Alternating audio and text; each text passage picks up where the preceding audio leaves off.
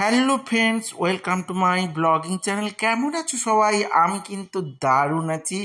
দেখো, ভাগনার বিয়ের আপডেটগুলো আমি তোমাদের সঙ্গে শেয়ার করে নিচ্ছিলাম। তো আগের ব্লগে তো দেখিয়েছি আমরা যখন বিয়ে বাড়ি পৌঁছাই তখনও পর্যন্ত কনে বর কেউ এসে পৌঁছায়নি, তো আমরাই তো সব কিছু জুড়ে ছিলাম এবং নিজেরাই ফটোশ্যুট করছিলাম। এরপর দেখো আমাদের বৌরানী চলে এসছে এবং বৌরানী এসে কিন্তু বসে গেছে ওর ফটো তোলার জন্য। ফটোগ্রাফাররা এই পোজে ওই পোজে এরকম করে ওরকম করে, জানোই তো এরকম ফটোগ্রাফাররা করতেই থাকে, কারণ ওরা বিভিন্ন অ্যাঙ্গেল থেকে শ্যুট করতে চায়, যেটা এই স্পেশাল দিনটা সারা জীবনের মতো মনে থাকে এই জন্য। এরপরে আমাদের বরযাত্রীরা যারা লজে ছিল সবাই কিন্তু তত্ত্ব হাতে ঢুকে পড়েছে। তো তত্ত্বগুলো কোথায় রাখবে সেগুলো জিজ্ঞেস করছিল। তো সবাই চলে এসছে, কিন্তু ওয়েদারটা একদমই খারাপ ছিল, মেঘ করেছিল এবং ঝিরিঝিরি করে বৃষ্টি পড়ছিল, তো ওদের আসতে একটু প্রবলেমই হচ্ছিল।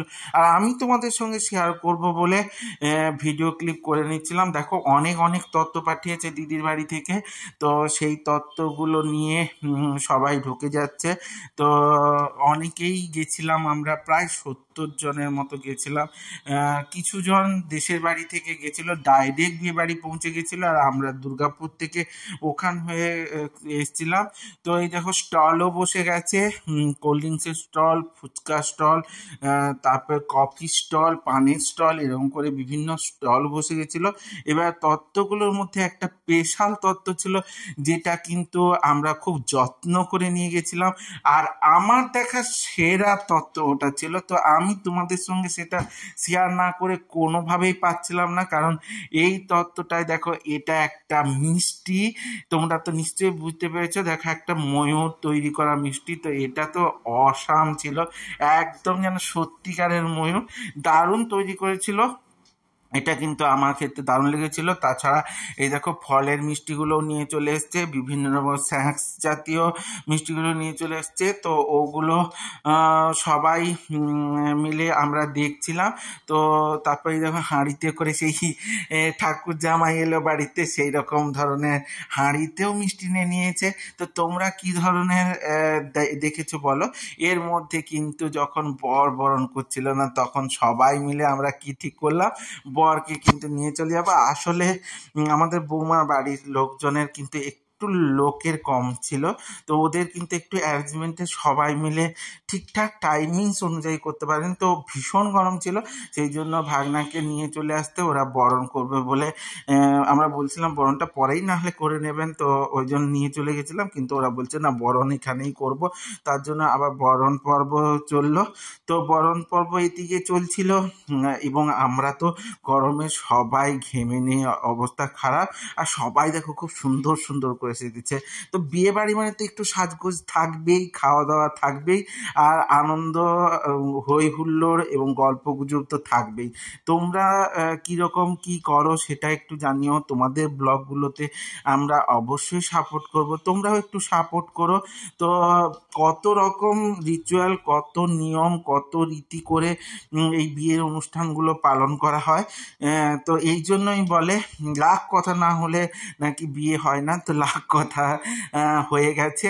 তো এরপরে দেখো, ভাগনা বিয়ের আসরে বসে পড়েছে। ভাগনা কিন্তু এই ড্রেসটা পরে বিয়ে করতে আসেনি, আমরা ওকে লজে আবার ড্রেস চেঞ্জ করিয়ে তো বিয়ের আসর পর্যন্ত ও চলে গেছে এবং বিয়েতে বসেও পড়েছে। আর এদিকে আমাদের বৌরানীর সঙ্গে সবাই ভিডিও এবং ফটোশ্যুট করে নিচ্ছিল, আমি সেগুলোকে ক্লিপ হিসাবে নিচ্ছিলাম। এই দেখো, আমার দিদিও আছে, মৌলিও আছে, বড় বৌদিও আছে। তো সবাই মিলে, মৌলি আর দিদি মিলে তো কিছুটা ক্লিপ তুলেই নিচ্ছিল, আমি সেগুলো দূর থেকে তুলছিলাম, তোমাদের সঙ্গে শেয়ার করবো। এরা কিন্তু আমার ভাগ্নের সব বন্ধুরা, এরা সব বাইরে থেকে এসেছিলো, ওরাও কিন্তু ফটো তুলে নিচ্ছিল। এইভাবে বেশ জমে উঠেছিল বিয়ে বাড়িটা। তো আমি আর দিদি মিলে একটু ক্লিপ করে নিচ্ছিলাম, যেটা তোমাদের সঙ্গে শেয়ার করব। এখানে বিয়ের রীতি একদম শুরু, সম্প্রদানের অনুষ্ঠান শুরু হয়ে গেছে। তো বিয়ের যে রীতিগুলো সেগুলো তো কিছুটা হলেও আমার মনে পড়ে যাচ্ছিল, কারণ একটা সময় যে বিয়ের যে দিনটা, এটা সবার জীবনে স্পেশাল থাকে। তো তোমাদের ক্ষেত্রেও যাদের বিয়ে হয়েছে তারা জানো, এটা কখনোই কোনো মানুষ ভুলে যায় না ঠিকভাবে। তো কিছু হলেও মনে থেকে যায়, তো সেগুলো মনে পড়ে যাচ্ছিল। তো এইভাবে আমার সঙ্গে জুড়ে থাকতে হলে অবশ্যই লাইক কমেন্ট শেয়ার করে দিতে হবে, আর ইউটিউব থেকে দেখলে অবশ্যই সাবস্ক্রাইব করে দিতে হবে এবং আমার সঙ্গে জুড়ে থাকতে হবে। এইভাবে আমাকে জুড়ে থাকতে গেলে তোমাদের বেল আইকনটা ক্লিক করে দিতে হবে, যাতে আমার সমস্ত ভিডিওগুলো তোমাদের সামনে সবার প্রথমে পৌঁছে যায় এবং তোমরা আমার পাশে থাকতে পারো।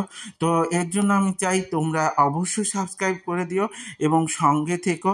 এইভাবেই আমাকে সাপোর্ট করে দিও, ভালোবাসা দিও। আমিও তোমাদের পাশে আছি, তোমাদের সব সময় সাথে আছি এবং জুড়ে থাকবো। এইভাবেই পাশে থেকো সবাই এবং আমায় সাজেশন দিও। টাটা।